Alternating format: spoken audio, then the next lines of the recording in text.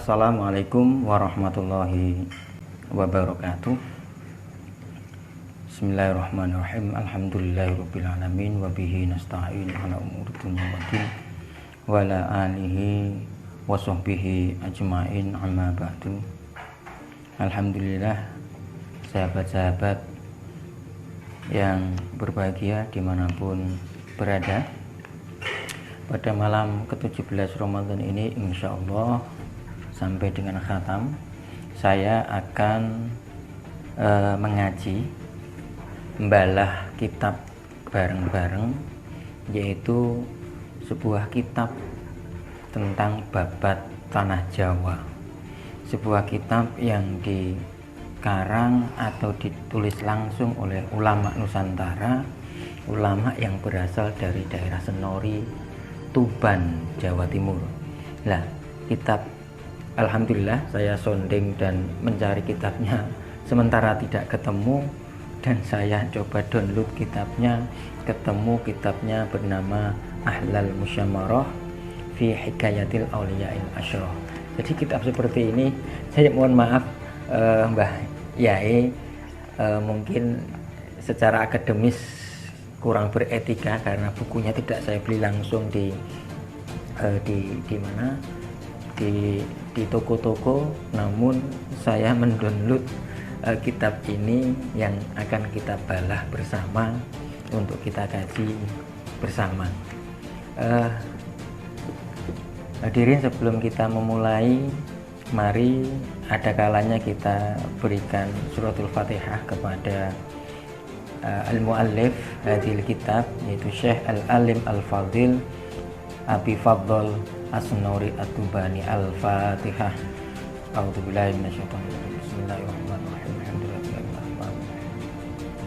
Iyyaka na'budu wa iyyaka nasta'in. Ihdinas siratal mustaqim. Siratal ladzina an'amta 'alaihim ghairil maghdubi 'alaihim waladdallin. Hadirin, sahabat-sahabat yang berbahagia, barangkali sebelum kita memulai mengaji, ada kalanya kita perlu mengenal al-muallif dan atau al-musannaf kitab. Jadi seorang ulama yang sejak kecil terkenal wirai begitu, di usia yang, kalau saya baca manaqib beliau, di usia yang berumur 11 hingga 12 tahun beliau sudah hafal Al-Quran karena ayahnya juga seorang kiai begitu. Beliau malah ngaji langsung di ayahnya, dan ngaji keluar hanya kepada Kiai Hasyim Asy'ari Al-Mu'assis Nahdlatul Ulama. Jadi murid langsung dari Mbah Hasyim Asy'ari. Nah, di daerah Sangatta sendiri, Kutai Timur, banyak sekali santri-santri beliau. Jadi beliau dikenal dengan nama Mbah Ndol. Jadi nama aslinya adalah Abi Fadl, tapi dikenal di lingkungan sekitar dengan istilah Mbah Ndol gitu. Saya pernah mengaji kitab ini ketika saya berusia 13 atau 14 tahun, ketika saya masih usia SMP. Saya mencari-cari referensi, mencari kitab ini di mana berada, tidak menemukan. Alhamdulillah di apa istilahnya era teknologi informasi ini, saya menemukan sebuah bongkahan mutiara begitu yang lama saya cari, ternyata ketemu. Nah, kitab ini kemudian yang dinamakan dengan kitab Ahlal Musyamarah. Kita akan coba versi dari Mbah Ndol, bagaimana memandang babat tanah Jawa, tentang sejarah-sejarah mulai dari islamisasi tanah Jawa, mulai berasal dari mana, nanti akan dikupas lebih lanjut dan akan kita baca buku yang ada di sini. Baik, saya akan mulai membaca karena ini adalah sifatnya adalah bandongan begitu. Mudah-mudahan beberapa hari yang lalu saya sertakan link, bisa dikaji atau bisa di-download, dan mudah-mudahan bisa disimak di rumah sendiri-sendiri begitu. Nah, kita mulai dari bab pertama, muqaddimah. Bismillahirrahmanirrahim. Alhamdulillahilladzi awdaha lana manahijal ibtisar wa amara bit tadhkiri wal intibar. Faqassa alaina qasasal akhbar wal ashrar lita'biri bima jara lahum fi sawali fil asr. Wa salatu wa salamu ala sayyidina Muhammadil mab'uthil bil busyra wal inzar wa ala alihi wa ashabil fudla'il akhbar. Amma ba'du. Jadi singkat saja muqaddimahnya karena beliau menulis muqaddimahnya juga ringkas. Dan saya beliau memberi nama kitab ini dengan wasammaituha bi ahlal musammarah fi hikayatil auliya'il asyrah, dengan sebutan ahlal musammarah. Jadi kalau diartikan ahlal musammarah itu lebih manis-manisnya orang yang jagungan malam. Jadi malam-malam dikatakan oleh beliau adalah bahwa apa ya istilahnya, kurang tahu ya, karena judul itu kadang-kadang sesuai dengan keinginan dari sang pengarang begitu. Saya pernah menulis yang secara spesifik tentang Kiai Kampung, ternyata Kiai Kampung yang saya tulis itu hanya satu bab atau beberapa lembar saja, sementara yang lainnya hanya varian saja. Begitu juga kalau kita melihat ahlal musamarah ini, tidak ada satupun kata yang mengupas tentang ahlal musamarah. Jadi Mbah Dol coba untuk mengelaborasi tentang hikayat tentang cerita masa lalu yang berkaitan dengan islamisasi tanah Jawa, atau kita kenal dengan babat tanah Jawa. Begitu. Nah, lebih manisnya orang yang jagongan malam, ahlal musammarah fi hikayatil auliya'il asyrah, yang menceritakan tentang hikayat wali yang 10 ya, asyrah di sini tidak dikenal dengan atau wali songo. Di sini disebut dengan istilah wali 10 begitu.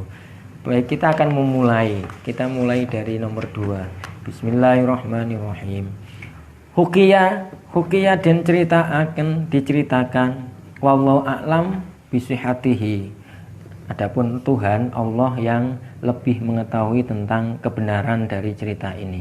Anna Sayyidana Zainul Abidin Ibnu Sayyidina Husain Ibnu Sayyidatina Fatimah binti Rasulullah sallallahu alaihi wasallam wulidalahu waladun.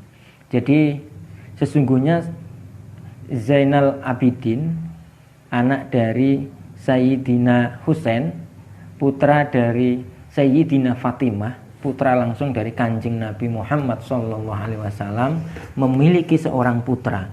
Yuqalu lahu, siapa nama putranya itu? Yaitu dengan nama Zainul Adim. Wa wulida li Zainul Adim waladun yuqalu. Zainul Adim memiliki anak namanya Zainul Kubro, wa waladun li Zainul Kubro, dan Zainul Kubro memiliki anak yuqalu lahu Zainal Husain, namanya Zainal Husain. Wa waladun lan memiliki anak li Zainal Husain, waladun seorang anak yuqalu lahu Mahmud Al-Kubro, namanya Mahmud Al-Kubro. Ini generasi ke bawah ya, generasi ke bawah dari Kanjeng Nabi turun ke bawah nanti sampai akan selanjutnya gitu. Wa waladun li Mahmudul Kubro waladun yuqalu, dan Mahmud Al-Kubro memiliki anak yang disebut Jumadul Kubro. Wa waladun li Jumadil Kubro salah satu auladin, dan Jumadil Kubro memiliki 3 orang anak. Yang pertama As-Sayyidu Maulana Ishaq wa Sayyidu Ibrahim Al-Asmar. Wakila as-sawabu, yang benar itu dikatakan As-Samarqandi. Siapa tadi? Jumadil Kubro memiliki 3 orang anak. Yang pertama namanya Syekh Maulana Ishaq, kemudian Sayyid Ibrahim As-Samarqandi, ya ada yang mengatakan Ibrahim Al-Asmoro, ada yang mengatakan yang paling benar adalah Ibrahim As-Samarqandi. Jadi As-Samarqandi itu nama daerah ya. Ini banyak apa ya? As-Samarqandi ini adalah pendekar-pendekar yang akan nantinya masuk di tanah Jawa. Karena sebelumnya ketika Sultan Mahmud II mengirim ulama-ulama ke Indonesia, ini cerita versi Bapak Tanah Jawa ya, mengirim ulama-ulama ke Jawa, hampir ribuan, semuanya mati. Mati kenapa mati? Karena di tanah Jawa itu ada apa ya istilahnya, aliran keyakinan yang membunuh manusia ya. Jadi ada aliran yang membunuh manusia. Nah, aliran apa itu? Contoh misalkan yang nantinya akan ada istilahnya akulturasi budaya antara budaya yang sebelumnya ada di Jawa dengan budaya-budaya Islam. Ini nanti mulai dari Maulana Ishaq, kemudian Ibrahim As-Samarqandi ini sudah mulai menginfiltrasi ke tanah Jawa untuk memasukkan Islam di tanah Jawa. Karena sebelumnya ada istilah wali-wali sebelumnya yang sebelum kita kenal dengan Wali Songo, begitu datang semuanya mati. Nah, pusatnya ketika itu adalah di daerah Magelang, begitu, daerah Jawa Tengah. Semuanya di situ. Nah, ketika para ulama-ulama dimakan dibunuh oleh kayak semacam bangsa dedemit, bangsa jin begitu ceritanya, maka kemudian Sultan Mahmud mengirim ulama yang ampuh dan sakti untuk menumbangkan atau sebagai sebagai tumbal untuk mengalahkan para orang-orang sakti dan orang-orang ampuh di tanah Jawa. Nah, siapa itu yang dikirim oleh Sultan Mahmud? Yaitu As-Subakir ya, yang kita kenal dengan Syekh Subakir. Ini yang mengalahkan para dedemit, para jin lelembut yang menghuni di tanah Jawa, hingga akhirnya kemudian lari ke daerah timur, dikejar di Magelang, lari ke daerah timur. Yang pertama lari ke daerah Alas Purwo dan satunya lagi ke Kediri. Nah, di Kediri itu masih ada sebuah kepercayaan begitu dahulu, itu adalah semacam aliran yang seseorang kalau ingin istilahnya masuk nirwana, masuk surga begitu, harus mengalami ritual namanya semacam membuat ingkung. Ingkung ini adalah bentuk manusia begitu. Manusia dikorbankan di tengah-tengah lingkaran gitu, api, kemudian orang-orang berputar membentuk lingkaran begitu sambil minum arak dan telanjang. Awalnya orang-orang Jawa itu melakukan upacara ini ya, ngerogoh sukmo agar sukmonya ini lenyap kemudian bisa diterima oleh yang maha kuasanya begitu. Lah, akhirnya kemudian nanti di akhir-akhir upacara-upacara model begini ini nantinya akan hilang dan terjadi akulturasi. Inilah cikal bakal model orang tahlilan secara keliling ya begitu ya. Di tengahnya tetap ada ingkung, yang awalnya ingkung berupa ingkung manusia, kemudian dirubah menjadi ingkung ayam begitu. Yang awalnya minum-minuman dengan menggunakan bir, arak, toak gitu, diganti dengan minum-minuman dari istilahnya dari air gitu ya. Ada sekarang kemudian dikembangkan tidak hanya air, kadang kasih teh, kadang kopi begitu. Sementara keliling berputar-putar itu kemudian dengan membaca bacaan tahlil. Ini kira-kira beberapa model-model akulturasi Islam yang coba dimasuki oleh dimasuki oleh ulama-ulama Samarqandi ini. Kemudian Syekh Jumadil Kubro memiliki anak yang pertama Maulana Ishaq, yang kedua namanya tadi Ibrahim Asmoro Kondi, dan yang ketiga cewek perempuan Wasayyidatu Asfa Zaujatu Ibnu Malik Rum Abdul Majid. Yang ketiga yaitu perempuan namanya Sayyidah Asfa, istri dari raja dari kerajaan Rom. Jadi anaknya Syekh Jumadil Kubro, masih keturunan dari Kanjeng Nabi ini, ada yang dinikahi oleh ratu dari Rom atau raja dari Rom. Baik, saya akan melanjutkan bacaan, hadirin yang berbahagia. Barangkali nanti kalau ada yang meluruskan sejarah bisa ditulis di kolom komentar.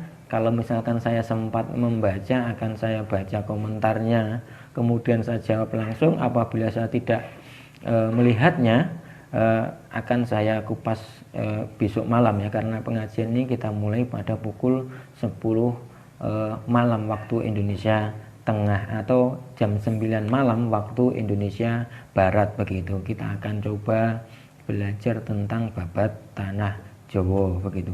Wakilan diceritakan inna Zainal Abidina waladun wulidalahu waladun.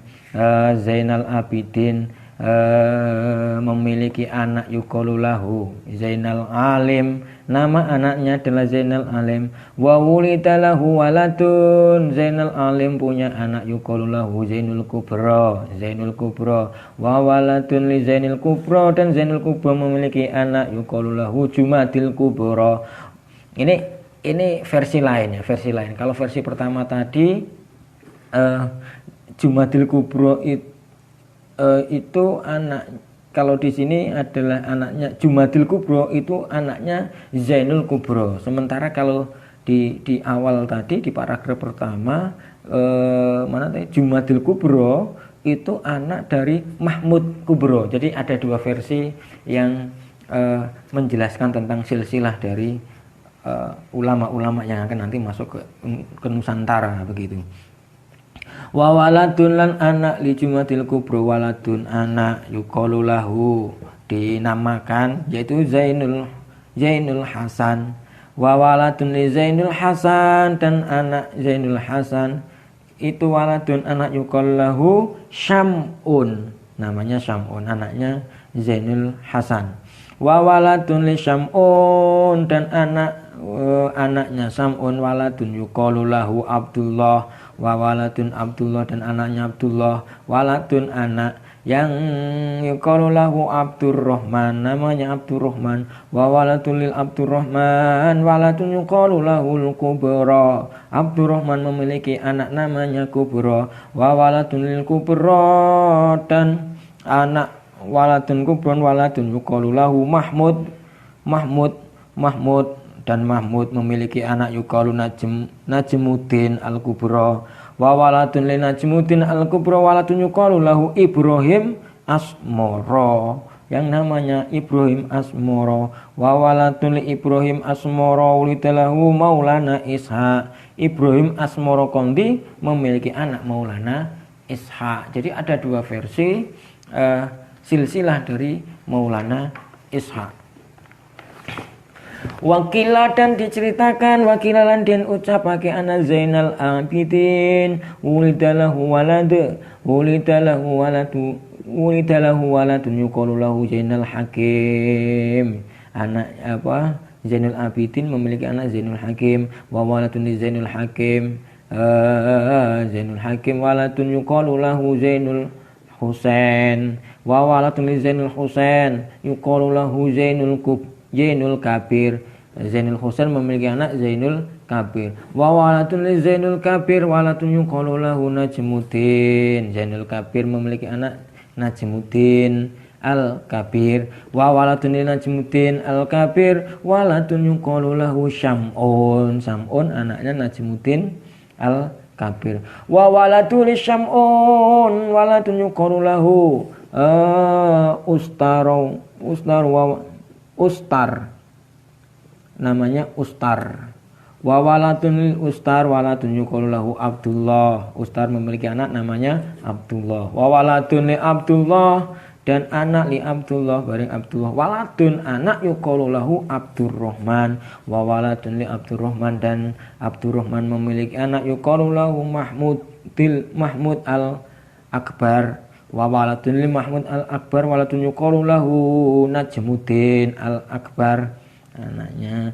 Wa waladun li Najmuddin al Akbar salah satun, Najmuddin al Akbar memiliki anak 3, yaitu As-Sayyidu Ibrahim al-Asmoro wa Maulana Ishaq wa Sayyidah Asfa. 1 Sayyid Ibrahim al-Asmoro Kondi, yang kedua Maulana Ishaq, yang ketiga adalah Sayyidah Asfa. Wa bihadhihi riwayati, adapun ini riwayat, wa ikhtalafat natayaqinu anna Ibrahim al-Asmoro. Perbedaan ini memberikan keyakinan kepada kita bahwa Ibrahim al-Asmoro Kondi itu dzurriyyatu Rasulillah sallallahu alaihi wasallam, bahwa Ibrahim al-Asmoro Kondi merupakan keturunan dari Kanjeng Nabi Muhammad sallallahu alaihi wasallam. Jadi ada 3 versi yang mengatakan silsilah antara atau silsilah dari Ibrahim Asmoro Kondi, Maulana Ishaq maupun Asfa.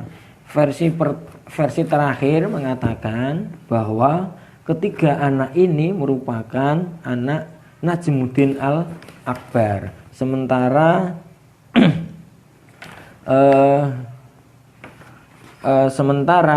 Maulana Ishaq menurut versi kedua itu merupakan anak dari Ibrahim Asmoro Kondi, bukan kakak beradik, tapi Maulana Ishaq itu anak dari Ibrahim Asmoro Kondi. Dan yang pertama tadi, cerita pertama tadi mengatakan bahwa Sayyid Asmoro Kondi, Sayyidina Asfa, dan Maulana Ishaq itu merupakan kakak beradik, anak dari Jumadil Kubro. Jadi ada 3 versi yang dikarang oleh Mbah Ndol itu ya, berkaitan dengan silsilah dari ulama yang nantinya akan datang ke sini. Tapi begitu Mbah Ndol meyakinkan kepada kita bahwa prinsipnya Ibrahim Asmoro Kondi merupakan zuriyah dari Kanjeng Nabi Muhammad sallallahu alaihi wasallam. Saudara-saudara yang berbahagia, nanti kita akan lanjutkan kembali. Hukiya annahu satemune barang lama balagha, ketika dewasa, ketika tumeka sapa Sayyidu Ibrahim al-Asmoro asyuddahu, dewasanya, ketika dewasa Sayyid Ibrahim Asmoro Kondi saha fil ardi hatta wasola ila baladin. Kemudian ketika dewasa Sayyid Ibrahim Asmoro Kondi berkeliling dunia, begitu ya, hingga sampai ke sebuah negara yuqalu lahu Cempa, sebuah negara yang dikenal dengan Cempa. Nah, negara Cempa ini begitu dewasa Syekh Ibrahim Asmoro Kondi ini nyampe ke sebuah daerah yang namanya Cempa. Nah, Cempa ini kalau kita runut, kita coba cari di mapping peta, ini berada di daerah Vietnam. Jadi ya, nanti akan kita kenal ya, Ratu Cempa, kemudian Putri Cempa, ini berasal dari Vietnam.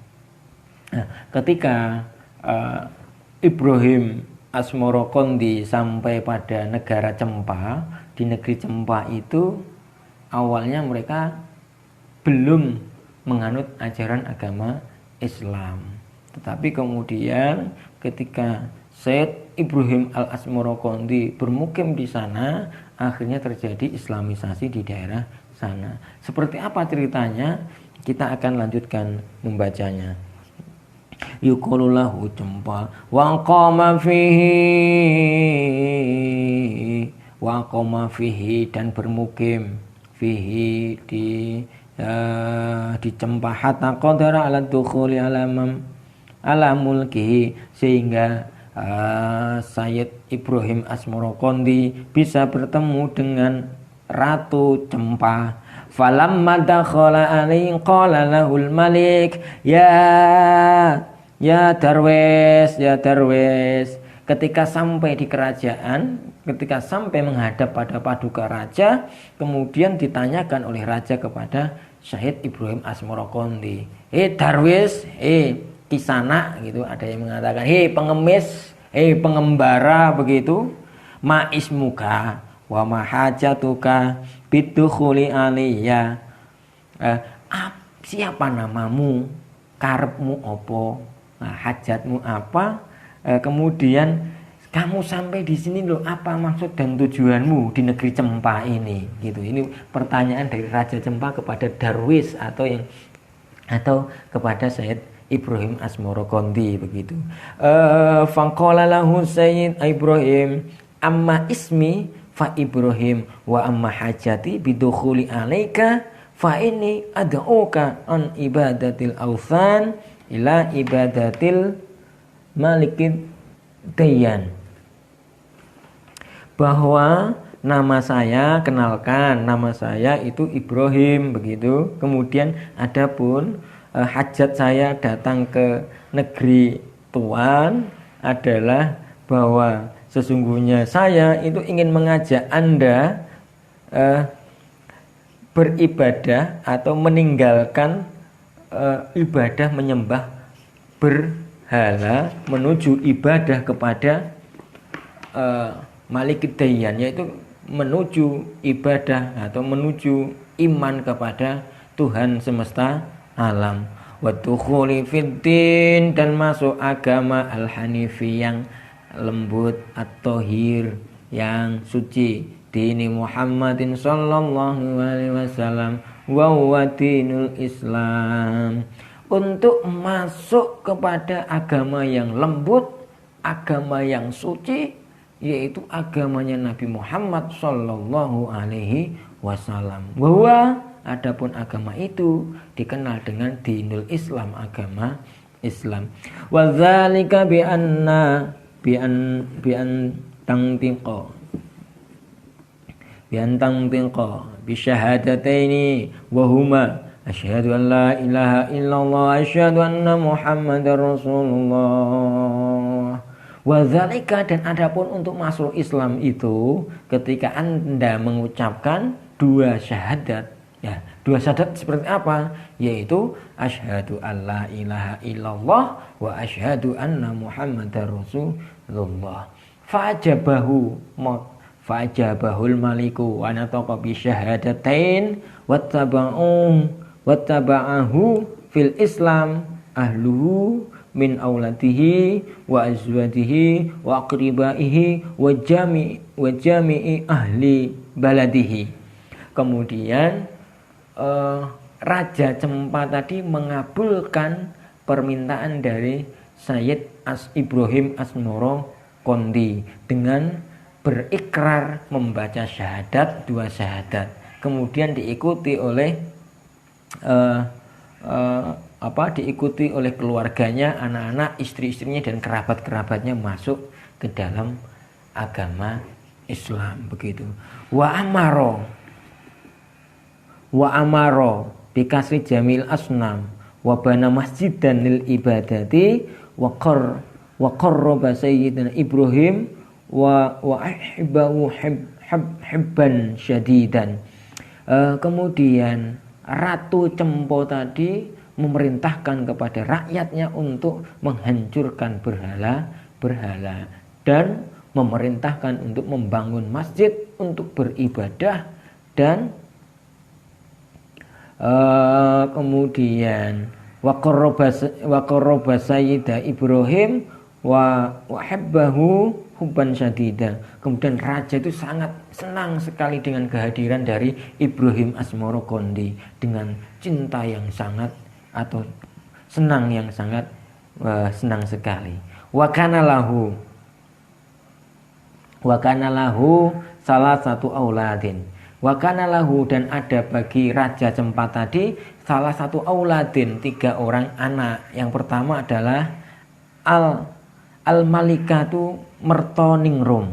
Yang pertama adalah Ratu Mertoningrum, Zaujatu Malik Brawijaya Al-Budi Malikun Jaziratan Jawa. Jadi anak yang pertama, Ratu Cempo tadi itu memiliki anak yang pertama namanya Mertoningrum, merupakan istri dari Prabu Brawijaya Al-Budi yang beragama Buddha, begitu, ratu di tanah Jawa. Yang kedua Wasaidatu Condrowulan, Condrowulan, Waraden Cengkoro. Yang kedua adalah Condrowulan, yang ketiga adalah Cengkoro. Wahwa utawi Raden Cengkoro al-qaim bil amri ba'da wafati abihi. Dan adapun Raden Cengkoro itu merupakan putra mahkota yang nantinya akan menjadi raja menggantikan ayahnya ketika telah wafat, begitu. Fazawwaja al-maliku Sayyida Ibrahim Asmoro bi ibnatihi allati ismuha Condrowulan, kemudian wahibatahu hubban syadidan wa ta'atahu ta'atan kamilatan ma'a annahu muti'atun lillahi ta'ala dzatu jamalin bari'in wa dzatu amwalin katsiratin wa waladun lahu minhuma salasatu auladin wa waradin Rojo Pendito wa Sayyid Rahmat wa Sayyid Zainab. Hadza ma kana min amar Sayyid Ibrahim Asmoro Kondi. Dan adapun anak kedua yang bernama Raden Condrowulan dinikahkan dengan Sayyid Ibrahim Asmoro Kondi. Jadi Ibrahim Asmoro Kondi begitu berada di Cempa, kemudian syiar agama Islam, kemudian sampai pada Raja Cempa menyampaikan maksud dan tujuannya, ternyata Raja Cempa menyambut dengan baik ajakan dari Sayyid Ibrahim Asmoro Kondi. Bahkan semuanya, bahkan dirinya, Ratu Cempa, keluarganya, anak-anaknya masuk Islam, begitu.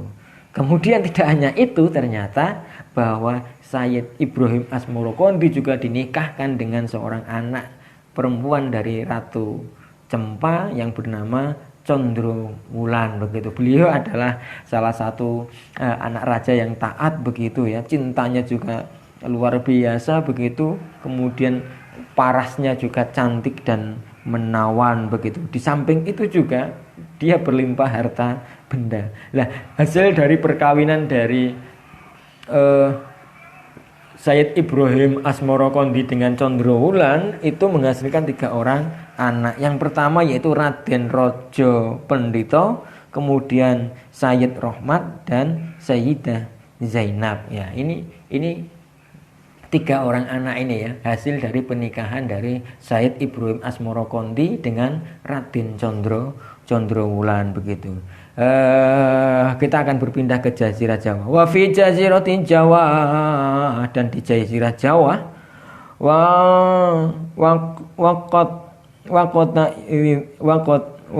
waqat izin maliku Budi ismuhu Budiyun ismuhu Ronggo Wijoyo wa huwa masyhur bi Brawijaya wa huwa akhirul muluk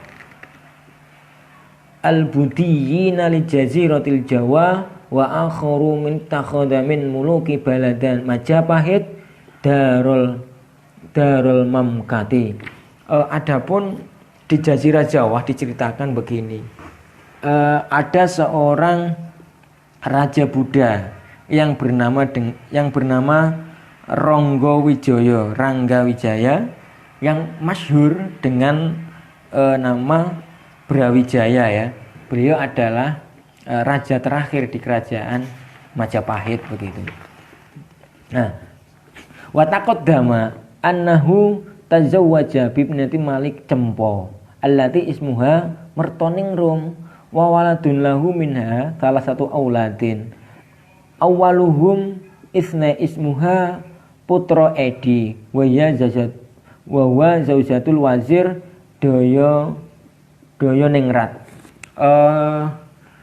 Dikisahkan sebelumnya bahwa Prabu Brawijaya ini menikahi salah satu anak dari Raja Cempa begitu, yang bernama siapa tadi, Mertoningrum, anak pertama ya, anak pertama dari Ratu Cempa yang bernama Mertoningrum. Kemudian hasil pernikahan antara Mertoningrum dengan Brawijaya ini menghasilkan 3 orang anak. Yang pertama yaitu Putra Edi yaitu istri dari Patih Daya Ningrat.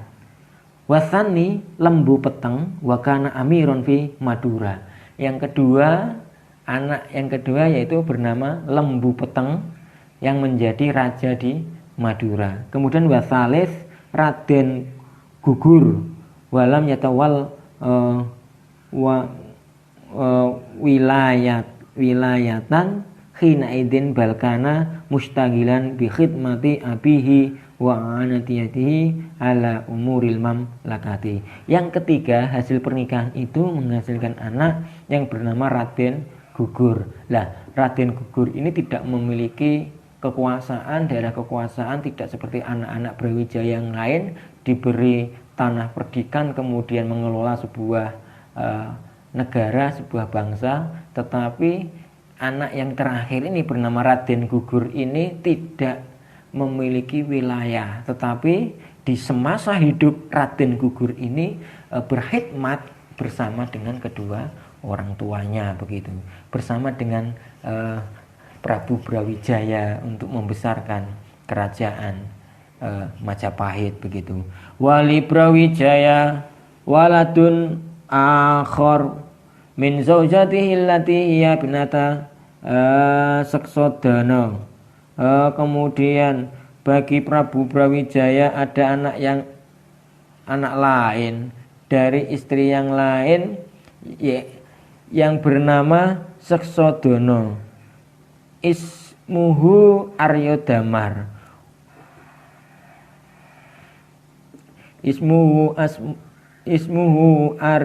Aryadamar wa walatu Amarota Palembang wa mahulahu. Jadi dari istri yang lain Brawijaya memiliki anak bernama Aryo Damar yang menguasai wilayah Palembang dan sekitarnya begitu. Walahu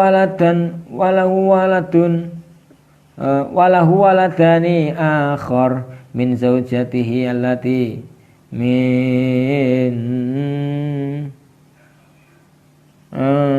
kemudian Brawijaya memiliki 2 orang anak dari istri-istrinya allati min Ponorogo, dari Ponorogo, wahuma yaitu Betara Katong waki Jaran Penoleh. Kemudian Brawijaya juga memiliki 2 orang putra di daerah Ponorogo begitu, istri yang dari Ponorogo bernama Betara Katong dan Jaran Penoleh begitu. Amma Betara Katong fatawalla amarota Ponorogo wa maki Jaran Penoleh fatawalla amarota Sumenep wa Sampang ming jazirati Madura. Adapun Betara Katong menjadi raja ratu di daerah Ponorogo, sementara Ki Jaran Penoleh kemudian menjadi raja di daerah Sumenep dan Sampang yang berada di Jazirah Madura, daerah Madura gitu.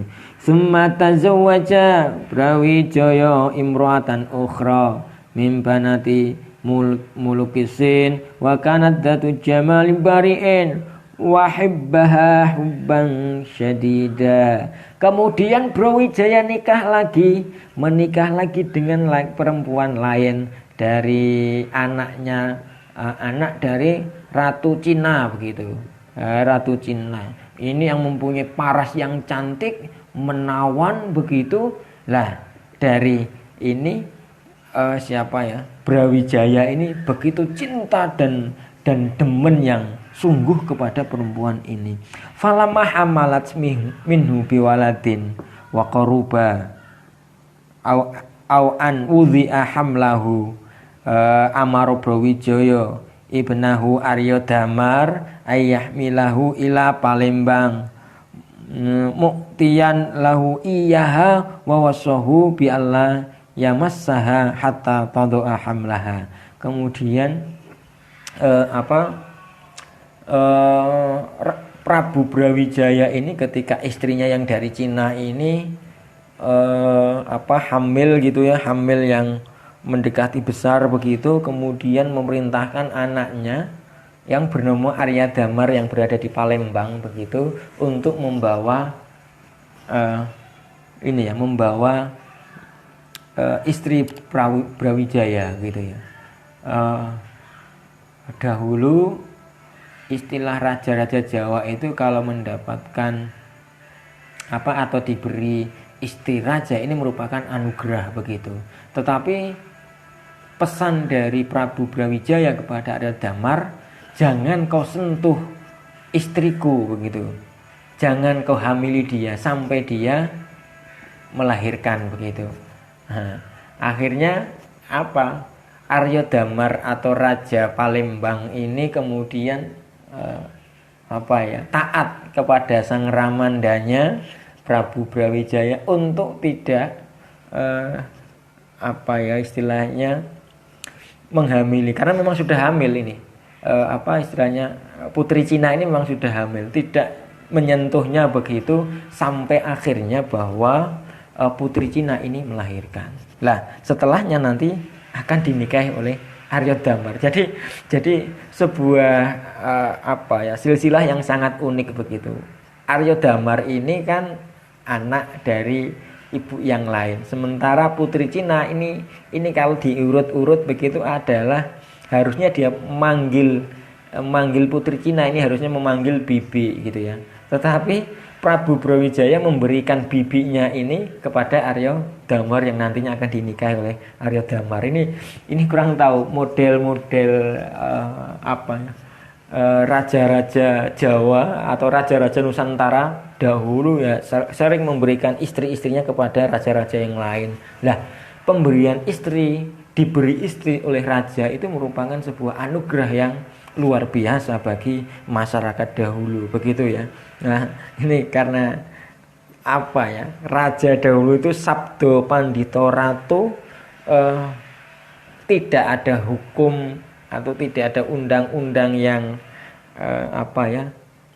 tidak ada undang-undang yang mengatur secara resmi tentang kekuasaan absolut dari seorang raja begitu. Nah, seorang raja bebas berkehendak apapun, bahkan diceritakan begitu dalam sebuah versi yang lain, Prabu Brawijaya ini memiliki istri kurang lebih hampir 100 atau 90-an berapa begitu. Ini kan sangat luar biasa dan sangat unik. Kalau seandainya sekarang begitu, orang yang berada di dunia sekarang, di zaman yang sekarang ini memiliki istri 100 ini kan menjadi perbincangan banyak orang.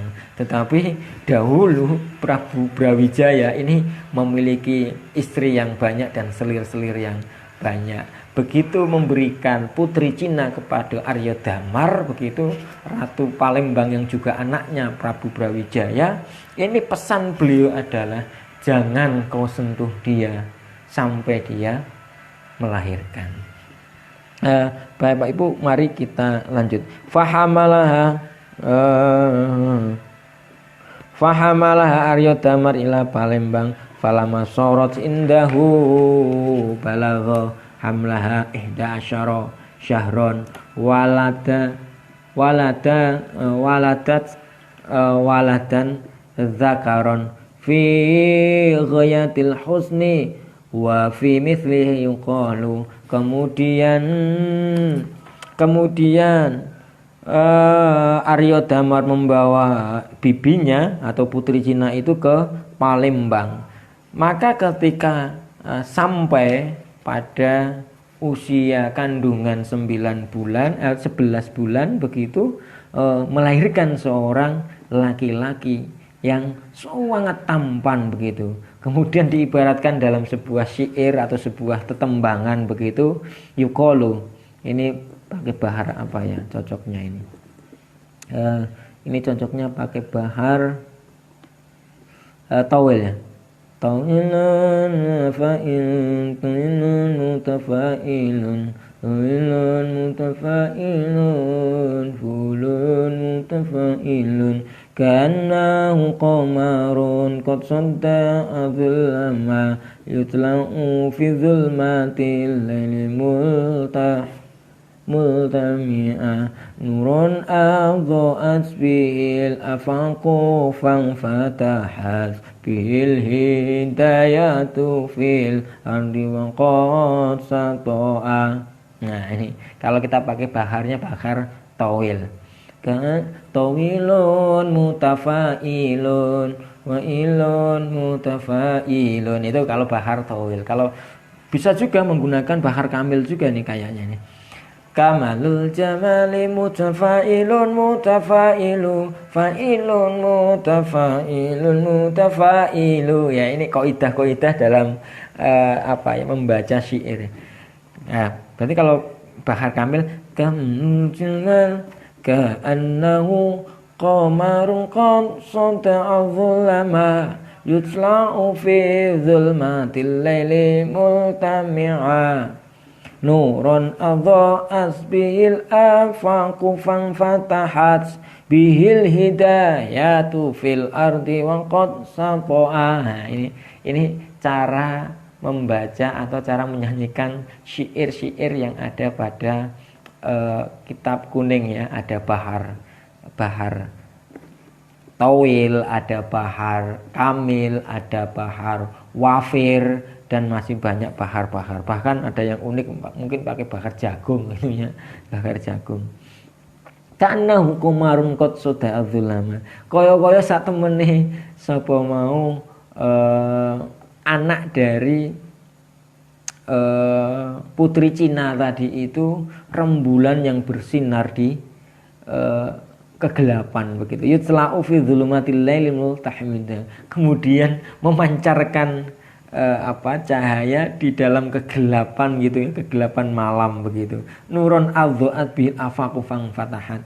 Cahayanya bisa memancar ketika dari segala penjuru. Bihil hidayatu fil ard wa qad sato'a. Kemudian yang akan memberikan hidayah di dunia nantinya begitu. Wasamahu Arya Damar biratin fatah wa qad tabaqa ismuhu musammahu idh kana sababal fathi li ahli islam fi jaziratil Jawa kama sayati dzikruhu. Wasamahu, dan Arya Damar memberikan nama kepada anak yang lahir dari putri Cina itu dengan nama Raden Patah begitu. Kemudian Wakot Tobako, dan namanya menjadi manis begitu, menjadi pemanis sebagai sebab pembukanya bagi ahli Islam di Jazirah Jawa, sebagaimana cerita yang akan datang, bahwa ini merupakan anugerah tersendiri bagi Raden Patah begitu, atau yang dikenal masa kecilnya sebagai Raden Pembayun begitu ya, bahwa ketika dia dititipkan di sepupunya Arya Damar, daerah Palembang ini sudah mulai ada islamisasi. Bahkan kerajaan Mojopahit, salah satunya daerah wilayah jajahan atau wilayah kekuasaan Majapahit di daerah Palembang ini yang sudah beragama Islam begitu, sudah mengikuti tata cara agama Islam begitulah. Ketika kecil Raden Patah berada di sana, maka dia banyak belajar agama langsung dari Arya Damar lah. Itu salah satu ceritanya begitu. Summa ba'da dzalika ittakhadha Arya Damar Arya Damar zaujan wa hamalat minhu biwalatin falamma tamma hamlat tis'atu asyurin wa dha'at waladan dzikran halalail jabbaini bin nazahi anhu kullasyai'in wasamahu abuhu biraden Husain wa fi mislihi yukhalu. Kemudian Arya Damar menikahi putri Cina tadi itu dengan menikahi. Kemudian dari hasil pernikahan itu hamil hingga 9 bulan dan ternyata melahirkan seorang anak laki-laki yang istilahnya diibaratkan ini alisnya ini kayak bulan sabit tanggal 1 yang berada di bawah keningnya begitu. Kemudian ayahnya memberikan nama anak itu dengan nama Raden Husain begitu. Nah, kemudian wafi mislihi yuqalu. Kemudian anak ini diibaratkan dengan sebutan, dengan istilah begitu, atau dengan tetembangan. Karena jabani tahta syur halalu baina aswadatil layali yurina safahati qamarin munir biwajhihi sighin min ainil jamali. Itu cerita kelahiran dari Raden Patah, putra dari Prabu Brawijaya yang berasal dengan istri yang berasal dari putri Cina begitu. Kita akhiri pertemuan malam ini, jadi tidak terlalu banyak saya membacakan, memang agak terlalu cepat ya, karena ngaji pasanan itu cenderung cepat. Kita besok akan lanjutkan halaman 7 begitu, karena ini waktu yang ternyata sekian kita sudah membalah Kitab Kuning sudah 7 halaman. Mudah-mudahan di malam yang ke-17 Ramadan ini menjadi berkah tersendiri bagi kita bersama begitu, dan mudah-mudahan kita mendapatkan malam Lailatul Qadar, malam lebih baik dari 1000 bulan, dan mudah-mudahan besok puasa kita bisa menjalankan dengan baik, bisa diterima oleh Allah, dan di tahun-tahun yang masa datang kita bisa bertemu lagi dengan Ramadan. Dan harapan kita ketika di bulan Ramadan yang akan datang kita bisa beribadah lebih baik lagi daripada hari ini. Amin amin Allahumma amin. Itu yang bisa sampaikan pendahuluan muqaddimah dari kitab Ahlal Musammarah fi hikayati Auliya'il Asyarah. Kalau saya katakan adalah babat tanah Jawa yang membahas tentang islamisasi di Jawa. Saya akhiri, wallahul muwaffiq ila aqwamit thoriq. Wassalamualaikum warahmatullahi wabarakatuh.